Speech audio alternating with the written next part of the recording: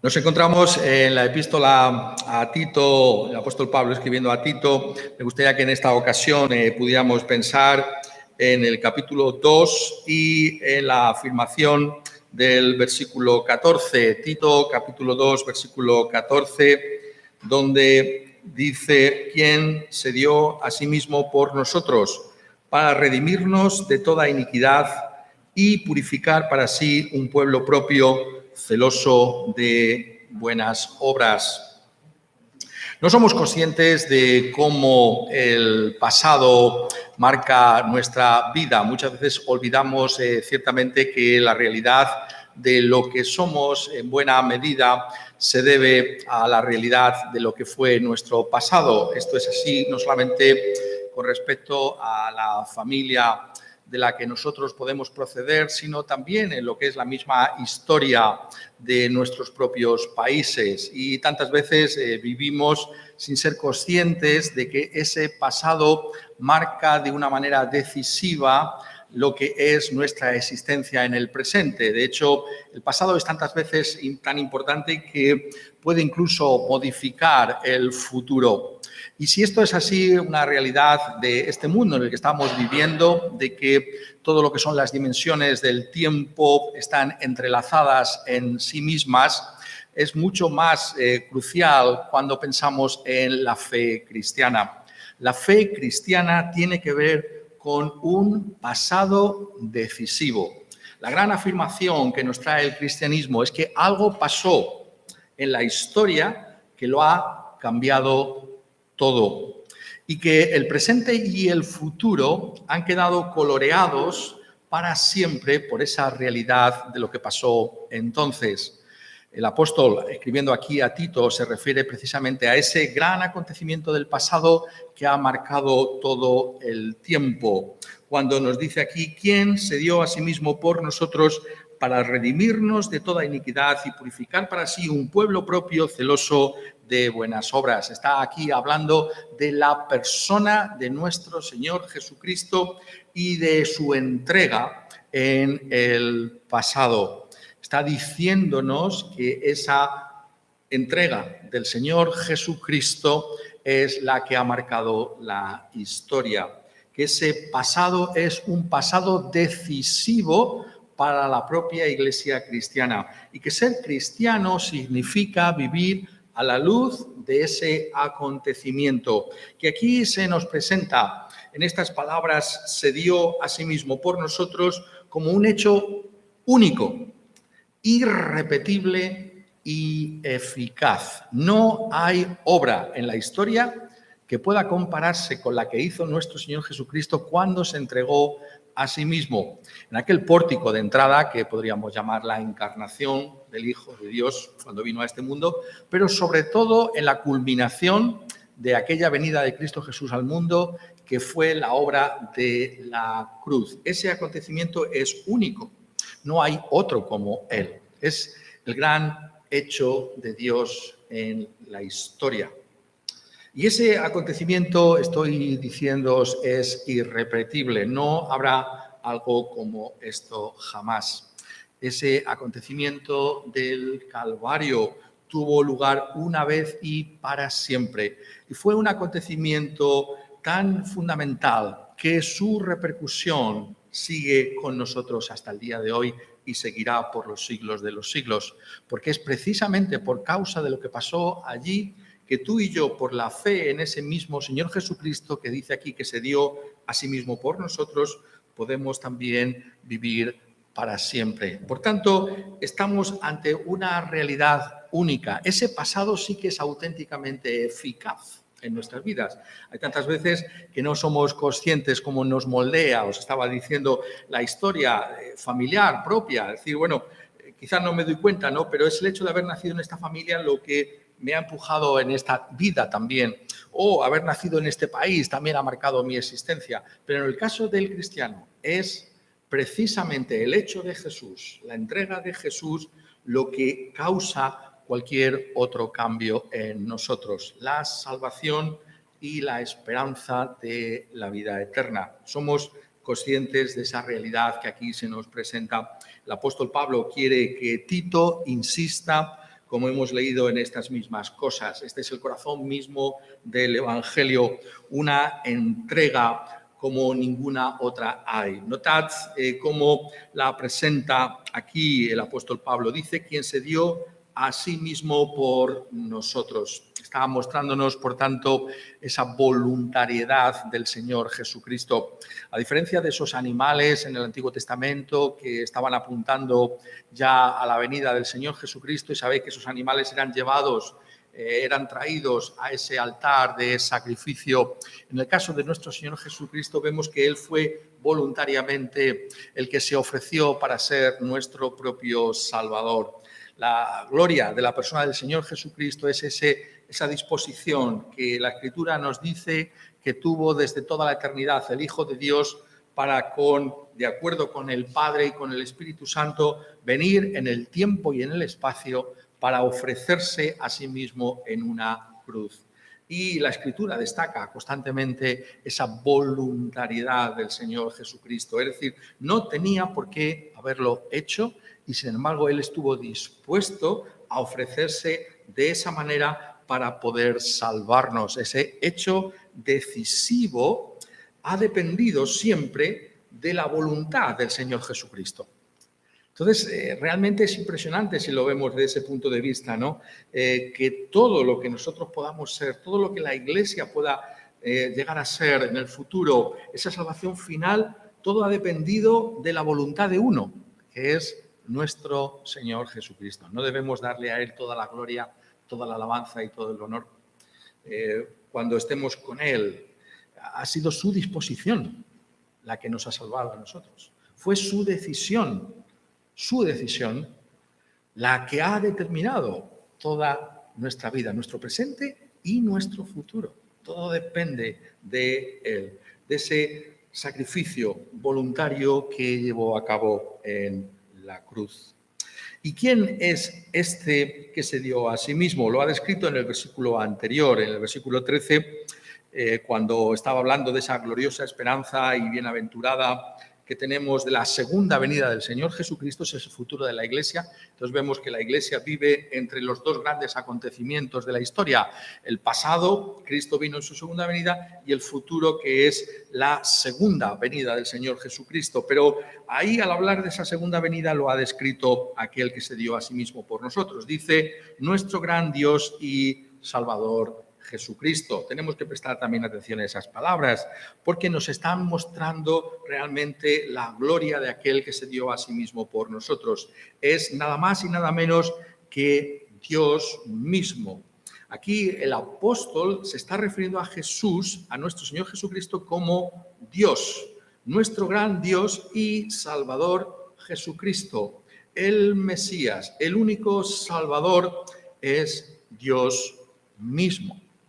Lo que hace que ese sacrificio tenga ese valor infinito es que no es simplemente una criatura que voluntariamente se ofrece para realizarlo, sino que es Dios, el Hijo de Dios, aquel que lleva a cabo ese sacrificio en forma humana.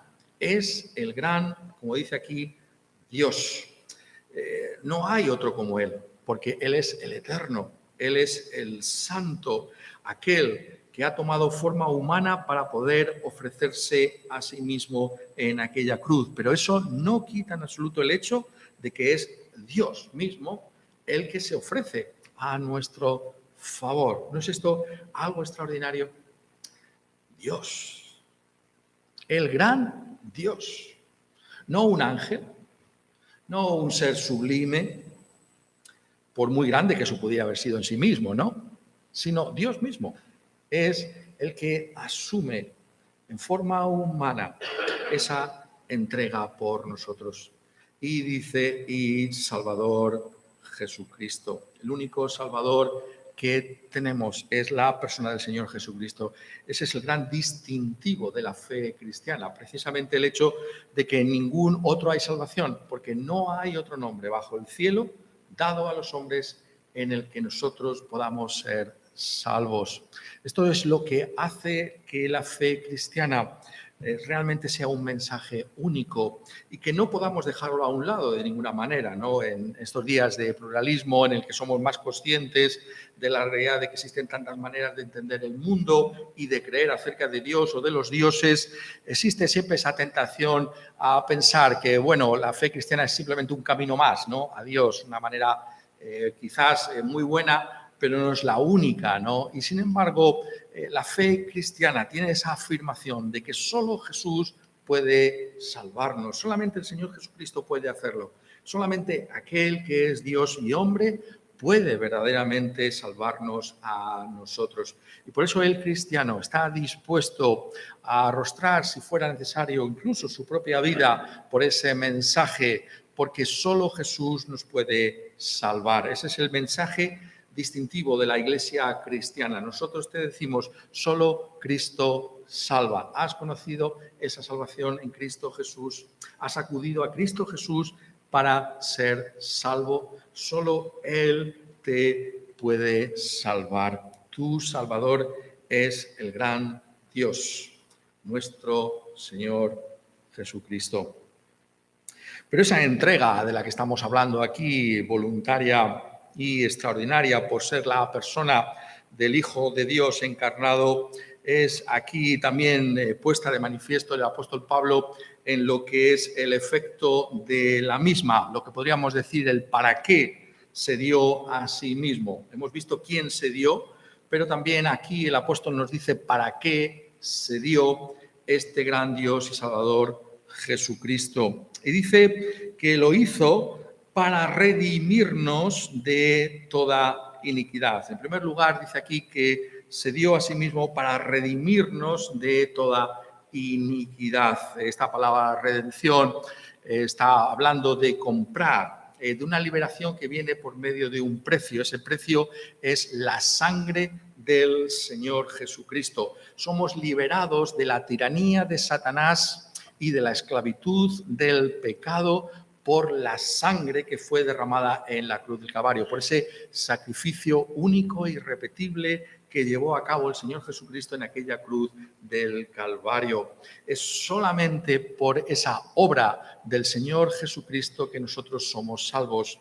Y esa obra es una obra de sustitución. El justo padeció en lugar de los injustos para llevarnos a Dios.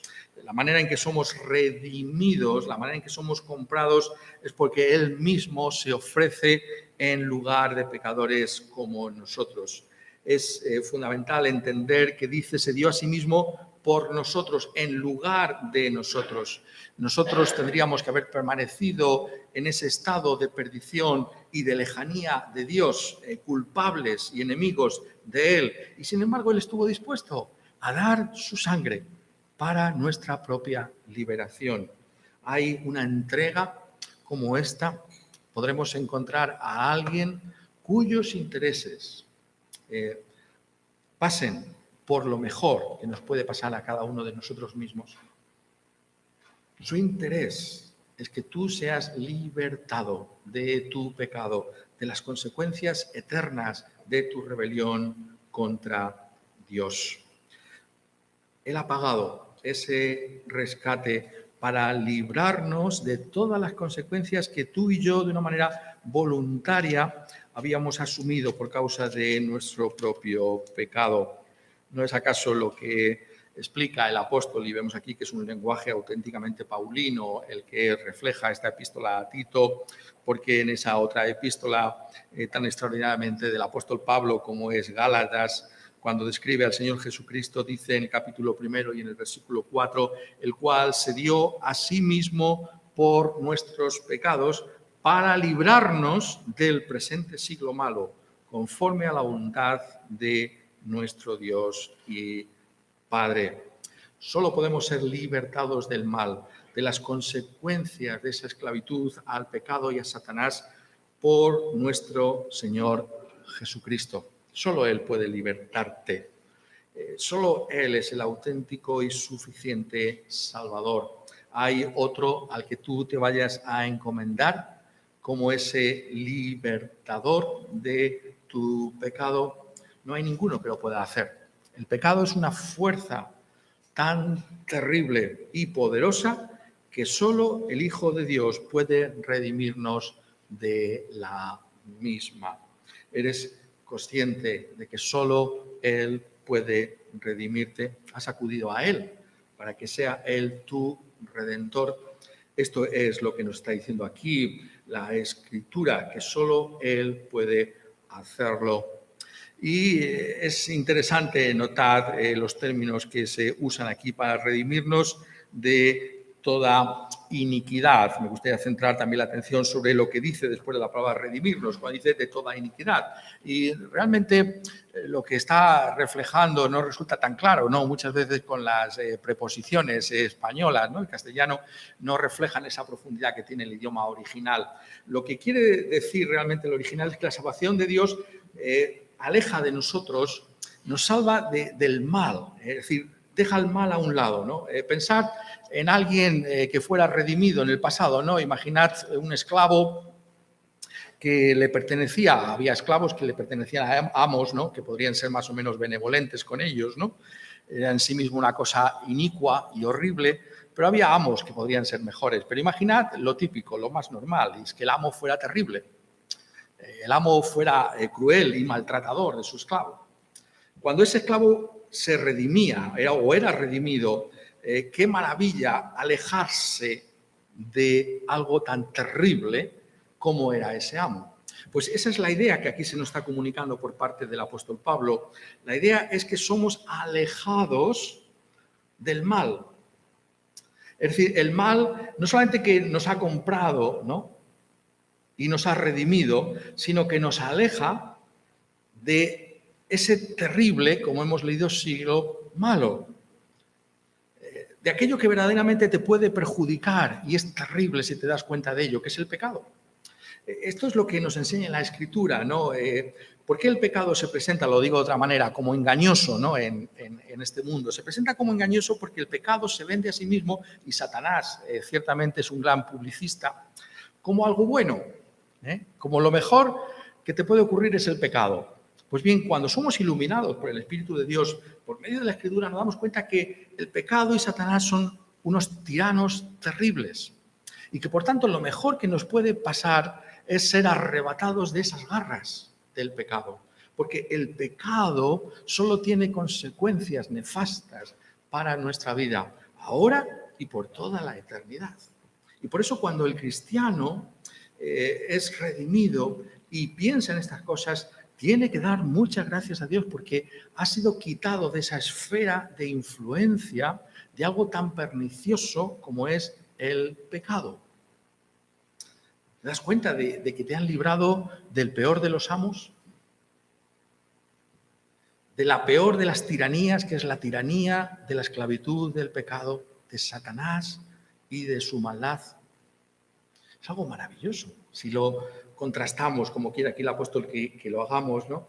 Con aquello de lo que hemos sido alejados. Ahí la gloria de esta obra. No solamente que estamos comprados al precio de la sangre, sino que estamos lejos ahora del pecado. Ese pecado, es una mala pesadilla, ¿no? Cuando te levantas, ¿no? Después de haber tenido una mala noche, quizás cenaste demasiadas patatas, ¿no? Y has tenido esa terrible pesadilla, ¿no? Y qué alivio, ¿no? Pues eso es el pecado, por causa de la obra de Cristo Jesús. Tremendo, ¿verdad? Hemos sido libertados para siempre. Me alegro tanto de que ese sueño fuera simplemente una pesadilla. La realidad de ese mal ha quedado atrás para siempre. Cuando estemos en el cielo con el Señor, recordaremos esa realidad como algo terrible, pero que quedó lejos de nosotros por causa de nuestro Señor Jesucristo, por causa de esa redención. No hay aquí un motivo de alabanza, que lo peor de nuestros sueños, la peor de las pesadillas, no es real. Pero no por nada, sino por Él. Porque Él nos ha redimido, nos ha alejado para siempre. Satanás no tiene ahora ningún poder legal sobre nosotros. Por eso cuando Satanás viene a nosotros, ¿no?, y te tienta, ¿no?, y te dice, bueno, realmente no puedes escapar de mí, ¿no? Son insinuaciones, ¿no?, que puede hacer. Tenemos que decirle, mira, legalmente yo ya no soy tuyo. He sido redimido con la sangre, nada más y nada menos, de este gran Salvador que es el Señor Jesucristo. Y por tanto no voy a escucharte más. No voy a escuchar tus insinuaciones porque no te pertenezco a ti. He sido comprado con la sangre del Señor Jesucristo. Tú ya estás lejos de mí porque no soy tuyo. Ahora soy del Señor Jesús. Y esto es acentuado también aquí por el uso de esa palabra iniquidad. Nuevamente, como estábamos diciendo muchas veces, estos términos no nos significan nada, vamos a ser sinceros. Es decir, cuando los leemos en castellano, ¿qué significa iniquidad? ¿No? ¿Qué podemos entender por iniquidad? Bueno, podemos entender cualquier cosa, pero por eso tenemos que apelar a lo que es los originales y ver qué realmente significa. Bueno, esta palabra realmente significa que Dios nos ha librado del caos, que Dios nos ha librado de una vida de anarquía, una vida sin ley. Eso es lo que hace el pecado. El pecado te lleva a vivir de una manera caótica, desenfrenada, sin control, que no puede tener más que un solo fin, que es la destrucción final. De eso es de lo que nos ha redimido el Señor Jesucristo. Por eso, si leéis esta epístola con cuidado o si la leéis cuidadosamente, notaréis cómo hay ese énfasis en una vida distinta, ¿no? Un presente que es diferente, ¿no? Y que se caracteriza por palabras, como he estado leyendo aquí, sobrio, serio y prudente, Tito 2:2, ¿no? Es decir, es una vida, no es de anarquía más, ¿no? Ya no es una persona que se deja arrastrar o es arrastrada, una persona sobria, una persona que tiene control de sí misma, una persona moderada, una persona que vive de acuerdo a los mandamientos de la ley de Dios, porque eso es lo que significa la palabra iniquidad. Es decir, la palabra iniquidad está diciendo que es vivir sin la ley de Dios. Entonces, si yo he sido convertido, entonces ahora tengo una manera de vivir que es en el molde que la palabra de Dios me indica por medio de su propia ley. El cristiano sabe lo que tiene que hacer, porque ha sido redimido precisamente para vivir de acuerdo a esa ley de Dios. Es decir, ha sido salvo de esa forma desaforada de existencia que nos trae el pecado y que está en esa palabra iniquidad.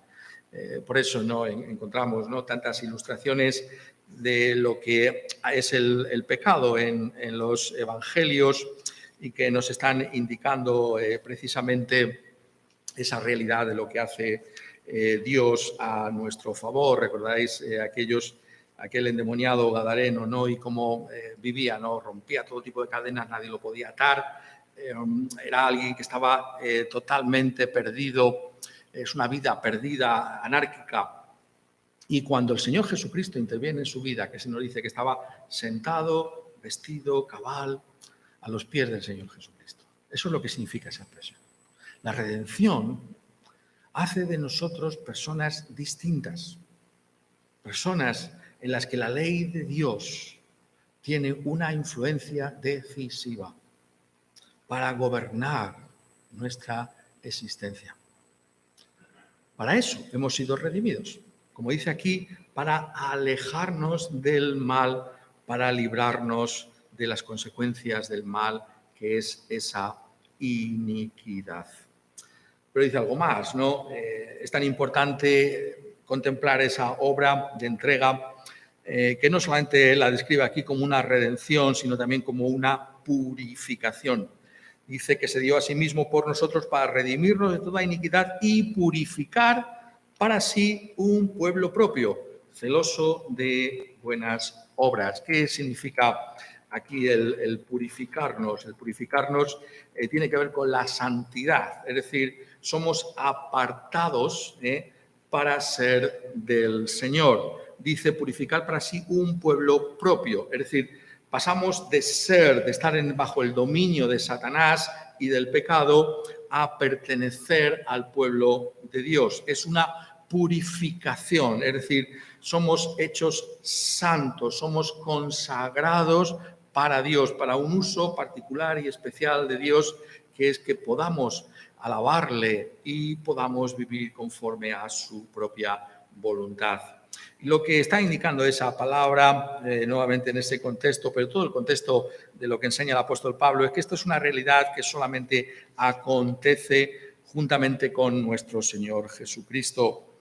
Nuevamente en otra de esas epístolas características del apóstol de Pablo, como es la epístola a los Efesios, encontramos que se nos dice en Efesios capítulo 5 acerca de Cristo Jesús. Cristo amó a la iglesia, versículo 25, y se entregó a sí mismo por ella, para santificarla, habiéndola purificado en el lavamiento del agua por la palabra, a fin de presentársela a sí mismo, una iglesia gloriosa, que no tuviese mancha, ni arruga, ni cosa semejante, sino que fuese santa y sin mancha.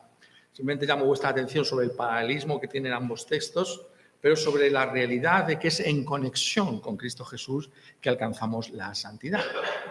Y esto es más profundo y sobre todo más crucial de lo que podemos pensar a primera vista, ¿no? Porque en este mundo, el mundo es muchas veces consciente de que tiene que ser purificado. Las religiones de este mundo hablan de purificación, ¿no? Hablan de que tenemos que buscar parecernos a Dios o a los dioses, quien quiera que estos puedan ser. Y la realidad, la novedad de la fe cristiana tiene que ver precisamente con el hecho de que nos anuncia de que es solo en conexión con Cristo Jesús, en unión con el Señor Jesucristo, que podemos ser santos. Es decir, el cristianismo no tiene que ver simplemente con una moralización, ya sea de la vida pública o de la vida privada, ¿no? Que tantos piensan que ese es el sueño, ¿no? O el paraíso que deberíamos alcanzar, ¿no? Esta civilización, que sea una civilización cristiana, ¿no? Que sea una moralidad cristiana, ¿no? La que tengamos, pero no es eso lo que está enseñando el texto ni la escritura. Lo que la Biblia llama nuestra atención es sobre el hecho de que si queremos realmente ser purificados, solamente es posible por medio de nuestro Señor Jesucristo, por medio de la sangre del Señor Jesucristo. Y por tanto, no hay un llamamiento a ser como Dios que esté desgajado de la persona del Señor Jesucristo. Es decir, no estamos proponiendo aquí simplemente una forma de vivir distinta porque sí o porque hay una serie de cosas que la sociedad dice que están bien o que en cualquier sociedad decente, como se dice o se decía también anteriormente, tiene que darse. No, no es eso lo que está diciendo el texto. Está diciendo que esto es solo posible un comportamiento distintivamente cristiano por causa del Señor Jesucristo, por causa de la unión con el Señor Jesucristo que nos concede su propio Espíritu Santo, por medio del cual sí que verdaderamente podemos purificarnos. Por eso el apóstol, escribiendo a los romanos en el capítulo 8 y en el versículo 13, dice, porque si vivís conforme a la carne, moriréis, mas si por el Espíritu hacéis morir las obras de la carne, viviréis. Y esa palabra que se usa ahí es la palabra mortificación, una palabra que nos suena familiar en nuestros contextos en los que vivimos, ¿no? Mortificar el pecado. ¿Y qué es mortificar el pecado? Es un esfuerzo de la carne, es un esfuerzo propio que tú haces por acabar con el pecado. No es eso lo que está diciendo aquí. Está diciendo que es por el Espíritu Santo, es por el Espíritu que aplica la sangre de Jesús a tu vida. Y por tanto, si tú quieres ser santo, tienes que pensar en el Señor Jesucristo, tienes que apelar al Señor Jesucristo, tienes que recordar lo que Cristo ha hecho por ti, que se ha dado a sí mismo y cómo tú ahora vas a vivir en el pecado. Es decir, Cristo es central no solamente para nuestra justificación, un aspecto de la salvación, sino también para nuestra santificación. De tal manera que es solo en conexión con el Señor Jesucristo que podemos alcanzar también esa santificación. ¿Qué significa tener esa imagen del Señor Jesucristo en nosotros mismos? Porque la idea que Dios tiene en nuestra salvación es que seamos un pueblo propio, es decir, su propio pueblo. Aquí el apóstol está aludiendo a esa parte fundamental de la ley en cuanto a esa conexión que tiene con la redención que estamos viendo ahora, y no podemos incluso notar cómo funciona la mente del apóstol Pablo, porque ha estado hablando de la redención e inmediatamente está pensando en ese libro de la redención. ¿Cuál es el libro de la redención del Antiguo Testamento? El libro del Éxodo, claro. ¿Y qué hizo Dios con su pueblo? Lo redimió de Egipto, lo sacó con mano poderosa. Una imagen muy, muy clara de que la salvación no está en nuestras manos. ¿Se podían haber escapado ellos mismos del faraón? La respuesta es no. Dios los libera, los redime, pero ¿con qué propósito? Y eso es lo que está en la mente del apóstol cuando está escribiendo a Tito, porque dice en Éxodo capítulo 19, versículo 5, ahora pues, si diereis oído a mi voz y guardaréis mi pacto, vosotros seréis mi especial tesoro sobre todos los pueblos, porque mía es toda la tierra. El tesoro de Dios, lo que Dios aprecia, lo más precioso a los ojos de Dios es su iglesia. Dios aprecia las cosas. Dios aprecia toda su creación. No la abandona al pecado. No la deja huérfana. Cuida de todas las cosas. Hay una providencia general de Dios sobre todo. Da de comer a las aves. Hace llover sobre justos e injustos. Dios cuida porque aprecia sus cosas. Pero lo que más quiere Dios, la niña de sus ojos, como dice tantas veces en la Escritura, es su iglesia. Porque es su pueblo propio. Es realmente su señal de identidad está puesta en la iglesia. ¿Por qué es eso así? Porque nuestro Señor Jesucristo, que es el amado del Padre, es el que ha hecho suya esa iglesia. Cristo ha amado a la iglesia de tal manera que la ha hecho su cuerpo. Él es la cabeza. Y por eso el Padre nos ama en el Señor Jesucristo. Dios es amor.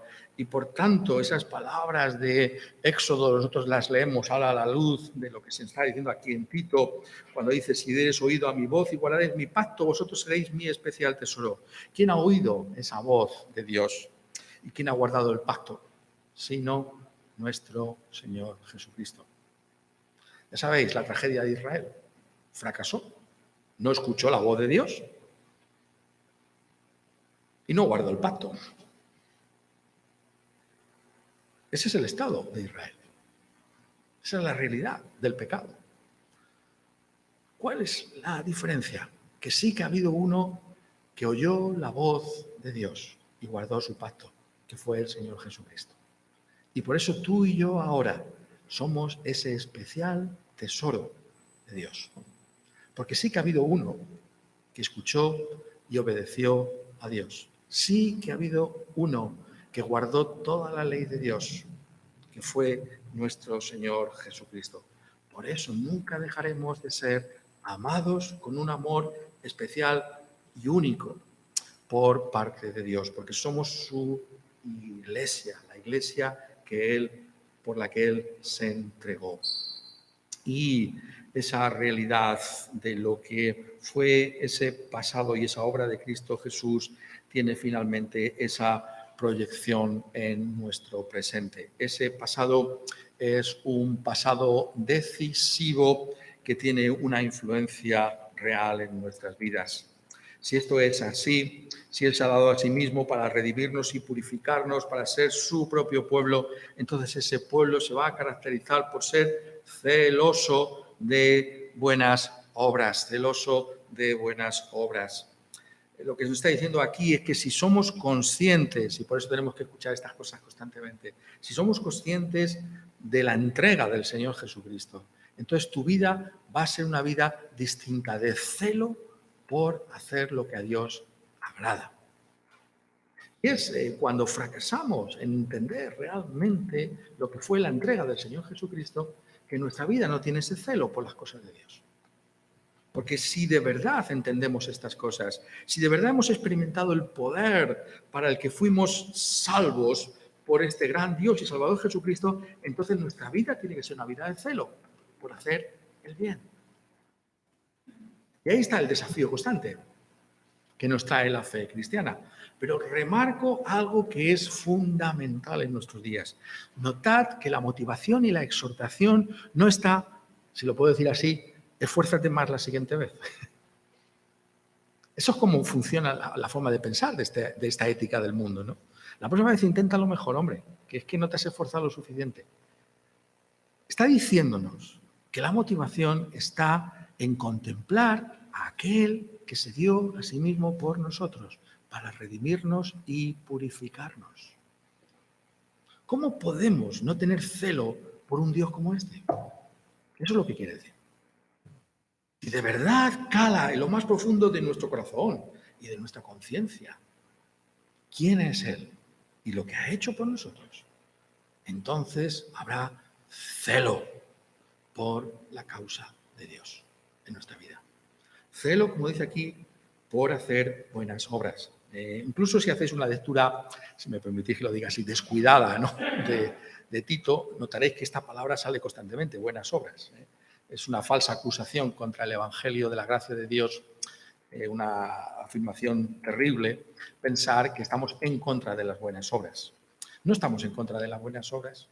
Lo que estamos diciendo es que las buenas obras son la evidencia de haber conocido la gracia de Dios, de haber conocido como mi Salvador y mi Señor aquel que se dio a sí mismo por mí, para redimirme y purificarme. Y por eso Pablo aquí, notadlo, leerlo otra vez, habla constantemente de hacer buenas obras, buenas obras. ¿Cuáles son esas buenas obras? ¿Cómo se pueden resumir? Podemos hablar de la apelación a las tablas de la ley, podemos hablar de los pecados en los que estaban envueltos los cretenses y de los que debían desembarazarse poco a poco, porque no es tan sencillo dejar atrás ese pasado de pecado y es una lucha que vamos a continuar todos los días de nuestra vida. Pero dejadme que lo ponga de esta manera. Esas buenas obras, en su esencia, están justamente en lo que Él ha hecho por nosotros. ¿Qué es exactamente una buena obra? Es entregarnos por Dios y por los demás. Esa es la buena obra. ¿Qué dijo el Señor Jesucristo? Parece que Pablo tiene, lo pongo de otra manera, parece que Pablo tiene ese pasaje del Evangelio en su mente cuando está hablando aquí. Yo no he venido a ser servido, sino para servir y dar mi vida en rescate por muchos. La esencia de las buenas obras es entregarte por los otros. Entregarte por la causa de Dios, en primer lugar, pero entregarte por los demás. Se dio a sí mismo. ¿Qué es hacer una buena obra sino darnos? Salir de nuestras burbujas, salir de nuestros propios intereses y darnos para hacer bien a los que están a nuestro lado. Esas son las buenas obras. Esas son las obras que están en armonía con el Evangelio. No es algo que a mí me pueda favorecer, sino es ver al Señor Jesucristo, que no consideró lo que a Él le pudiera interesar, sino lo que a nosotros nos convenía, que era nuestra salvación. Y esa salvación solo era posible por medio de su entrega. Por tanto, somos llamados a entregarnos por los demás, a darnos por los demás. Esa es la buena obra que se corresponde con aquel que se dio a sí mismo por nosotros para redimirnos de toda iniquidad y purificar para sí un pueblo propio, celoso de buenas obras. Quiera Él que podamos siempre vivir a la luz de ese pasado que es decisivo para nuestro presente y para el futuro, para nuestro futuro seguro y cierto, cuando Él venga en su segunda venida. Quiera Él ayudarnos para que sí podamos vivir a la luz de lo que Él es. Amén.